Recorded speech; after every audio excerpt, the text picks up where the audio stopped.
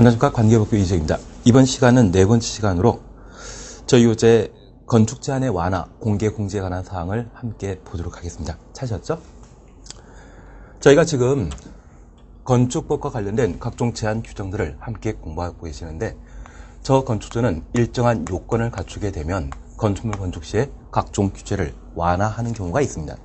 그런 완화와 관련된 가장 대표적인 제도로서 공개 공지에 관한 사항들을 함께 살펴주시는데요.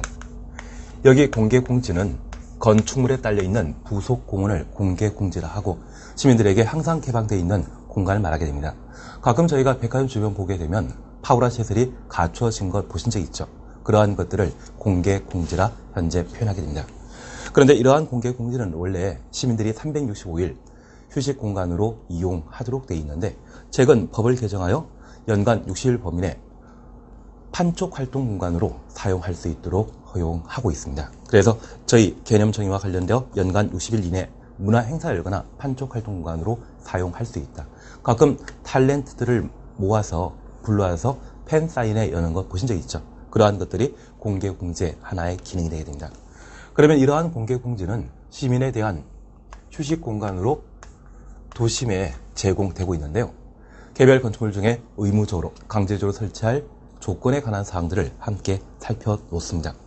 먼저 의무 확보 대상과 관련되어 장소에 있어서는 일반 주거지역과 준주거지역, 상업지역, 준공업지역, 도시화 가능성이 크다고 인정되는 곳이 있다고 하면 공개 공지 확보 대상 지역인데요.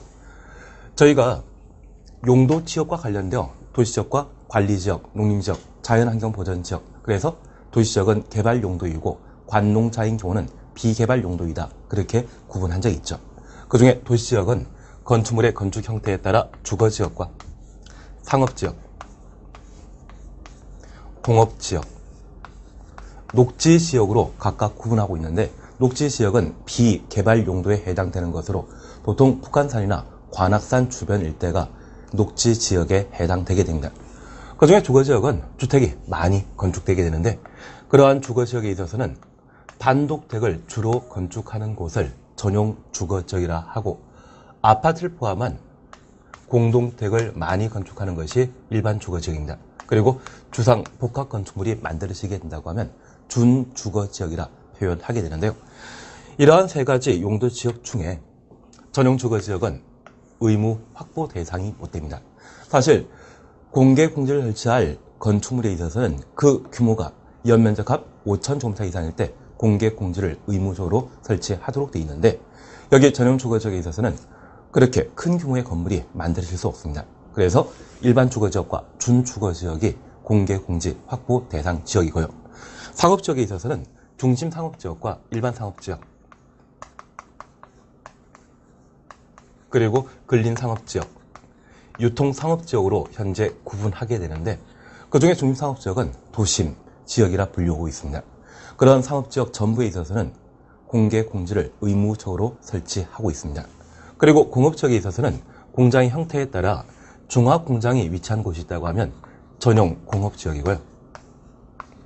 그 밖에 일반 공장이 건축되어 있는 곳을 일반 공업지역, 그리고 준공업지역으로 각각 구분하고 있는데, 여기 전용 공업지역과 일반 공업지역에 있어서는 워낙 공장이 많다 보니까 공해가 심각합니다. 그렇게 공해가 심각한 곳에 공개 공지 설치하는 것은 좀 곤란하겠죠. 그래서 준공업지역만 공개 공지 확보 대상 지역인데, 저희 가산 디지털 단지역이라고 들어본 적 있으십니까? 그 역사 주변에 있어서는 주상 복합 건물이 꽤 많고 공장보다는 상업 공간으로서 이용되는 형태입니다. 그렇게 방문한 사람들이 많은 준공업지역에 있어서 공개 공지를 의무적으로 설치하도록 되어 있습니다. 그리고 이러한 곳에 건축물을 건축하게 되면 공개 공지를 설치하도록 되어 있는데요. 그러한 의무 확보 대상 건축물로서 1. 연면적 합계 5,000제곱미터 이상의 문화집회시설, 종교시설, 판매시설, 농산물 유통시설 제외, 운수시설, 여객용시설만, 업무시설과 숙박시설, 그리고 다중이용시설로서 조례가 정하는 건축물에 있어서는 공개 공지를 의무적으로 확보하도록 되어 있습니다. 그래서 일반 주거지역과 준주거지역, 상업지역, 준공업지역, 도시화 가능성이 큰 곳에 연 면적 합계가 5,000제곱미터 이상의 6가지 용도의 건물을 건축하게 되면 공개 공지를 의무적으로 설치하도록 되어 있습니다. 저희 탤런트 안문숙이라는 분 알고 계시죠? 그분하고 좀 비슷한 분이 계시는데요. 그분의 직업은 종업원입니다. 그리고 성은 판씨이고 이름은 문숙입니다. 그래서 종업원 판문숙이라고 하면 종교시설, 업무시설, 운수시설, 판매시설, 문화집회시설, 숙박시설 이러한 6가지 용도에 있어서는 공개 공지를 의무적으로 설치하도록 되어 있는데 저희 이 지문이 시험에 나오게 된다고 하면 탤런트 안문숙씨 팬클럽에 한번 가입할 필요 있겠죠. 그래서 저희 안문숙 가시면서 종업원 판문숙으로 기억해 놓는다고 하면 공개 공지를 확보할 6가지 용도의 건축물을 쉽게 구분할 수 있을 겁니다. 그 중에 판매시설과 관련되어서는 저희가 특례를 하나 보셨습니다. 농수산물 유통시설에 있어서는 의무 확보 대상에서 제외한다. 저희 가락시장이나 노량진 수산시장 방문하다 보면 여름철에는 악취가 좀 심하지 않습니까? 그러한 곳에 공개 공지를 의무적으로 설치하게 된다고 하면 아마 이용할 사람이 없기 때문에 농수산물 판매시설에 있어서는 의무 확보 대상에서 제외시키는 게 특징입니다.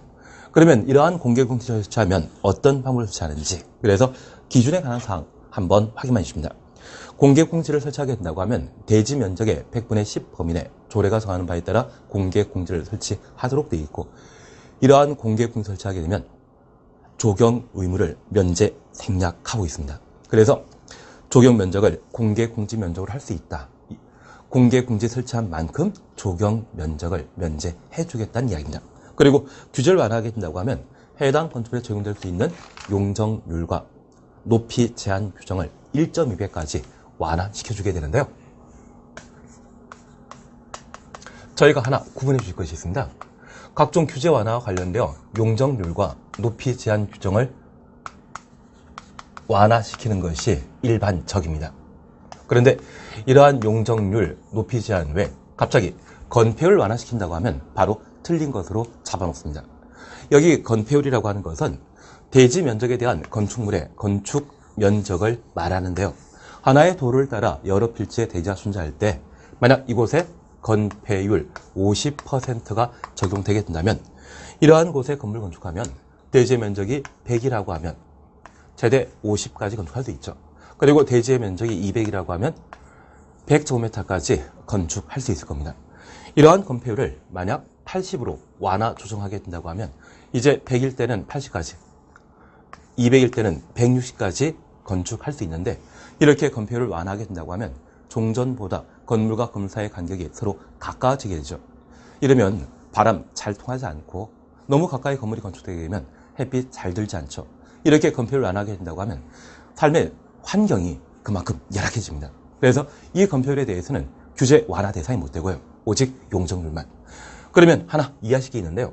만약 저희 주변에 5층짜리 건물을 본 적이 있다고 하면 그곳은 100% 정도의 용적률이 적용된 것이고요.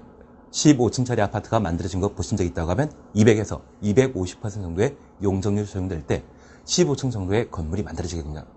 심지어 용적률이 300% 정도라고 하면 건축물의 규모가 30층 또는 35층의 형태를 보이고 있거든요. 그만큼 용적률이 완화되게 된다고 하면 건물이 좀 높아지고 분양하는 면적이 그만큼 늘어날 수 있겠죠. 그래서 용적률에 대해서는 완화 대상이지만 건폐율은 완화 대상이 못 된다. 그런 구분을 하나 해주면 좋겠습니다. 그래서 현재 공개 공지 확보하게 되면 용적률과 높이 제한 규정을 1.2부분에 완화한다더라. 그런 구분을 해주십니다. 그리고 두 번째 보실 게 저희 특별 건축구역에 관한 사항을 함께 살펴주십니다. 지금 저희가 함께 하고 있는 것은 건축 제한과 관련된 각종 규제 완화에 관한 사항으로 이제 함께 보실 것이 특별 건축구역입니다. 여기 특별 건축구역이라고 하는 용어 보시니 특별하죠? 저희 주변에 초고층 건축물이나 대규모 개발 사업이 이루어지고 그러한 개발 사업을 촉진할 목적으로 규제를 대폭 완화시켜주는 제도가 특별 건축구역 제도인데요. 최근 삼성물산에서는 세계 최대 규모의 빌딩을 두바이에 만들어 놓은 것 기억나시죠? 그래서 버즈 두바이라는 말 들어본 적 있으실 겁니다.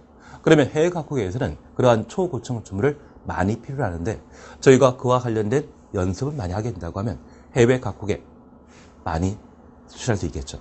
그래서 그러한 초고층 건축물에 대한 설계, 시공, 감리, 심지어 유지 관리에 관한 여러 가지 기술 노하우를 추적하게 된다고 하면 해외 각국에 그러한 기술을 수출함으로써 국가 경제에 크게 이바지할 수 있을 겁니다. 그를 도모하기 위해 각종 규제를 완화시켜주는 제도를 특별 건축구역이라 표현하게 됩니다. 그러면 이러한 특별 건축구역과 관련되어 각종 개발 사업이 이루어질 수 있는 구역 지정은 누가 하는지, 현재 구역 지정은 국토교통부 장관이 실시하게 되는데 국가 전반에 미치는 영향 크죠? 그래서 국토교통부 장관이 특별 건축구역의 지정권자가 되게 됩니다. 이렇게 특별 건축구역을 지정하게 되면 지정 대상, 각종 개발 사업이 가능한 땅이라고 하면 특별 건축구역으로 지정할 수 있습니다. 그런데 예외적으로 비개발 용도라고 하면 특별 건축구역의 지정 대상에서 제외하고 있는데 이와 관련된 사항을 과거 12회 시험과 13회 시험 때 연속해서 2번 출제한 적이 있습니다. 그렇게 2번 출제했다고 하면 더 이상 낼 거리 없거든요. 다만 저희가 몇 개 한번 확인만 살펴주시는데요. 가끔 저희 주변에 비개발 용도로서 개발 제한 구역이라는 말 들어본 적 있으십니까? 그러면 이렇게 개발 제한 구역이라 표현하게 되면 개발 행위는 가능하다, 불가능하다? 불가능하죠? 그래서 이러한 비개발 용도라고 하면 특별 건축구역의 지정 대상에서 현재 제외시키는데 워낙 시험 문제 많이 나왔기 때문에 이러한 부분들은 시험 가치가 좀 감소된 것으로 파악해 주십시오. 그래서 저희가 나중에 공부하시다 보면 개발 의미인지 또는 비개발 의미인지 그러한 부분들은 쉽게 할 수 있을 겁니다. 그러면 일정한 절차에 따라 특별 건축구역을 지정하게 되면 그 효과와 관련되어